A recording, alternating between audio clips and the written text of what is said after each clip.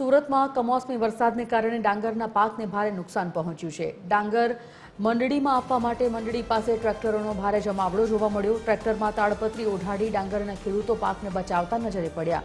મૂળ જ મંડળીમાં અત્યાર સુધી 19,000 ગુણોનો સ્ટોક આવ્યો છે। સરકાર ખેડૂતોને ઝડપથી વળતર આપે તેવી મંડળીના પ્રમુખે માંગ કરી છે।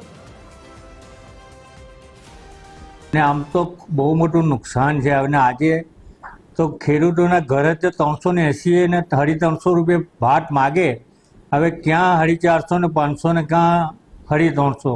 હવે આમાં કંઈ કુદરત તો બરાબર છે, પણ કંઈ સરકારશ્રી આમાં કંઈ થોડું ધ્યાન દોરે ખેડૂતો તરફી, અને ખેડૂતો તરફી ધ્યાન દોરીને કંઈ મિલરોને કહે કે ભાઈ તમારે તો પૌવામાં જ લઈ જવાનું છે ને ભીના ભાતનું થોડી વૈણગી ઓછી કરે અને સ્વીકારે તો ખેડૂતોને માટે થોડું સારું છે। અમારા ત્યાં ગઈ વર્ષે 34,000 ગુણ ડાંગર આવ્યું હતું। આ વર્ષે પણ 18,000 થી 19,000 ગુણ ડાંગર આવી ગયું છે અને ચાલુ જ છે, છતાં વરસાદને કારણે હમણાં બંધ રાખવામાં આવ્યું છે। એટલે સરકારને અમે તો એક જ એ કરીએ છીએ કે આ તરફ જોઈ, ખેડૂત તરફ જોઈ ને કંઈક વિચારે એટલું।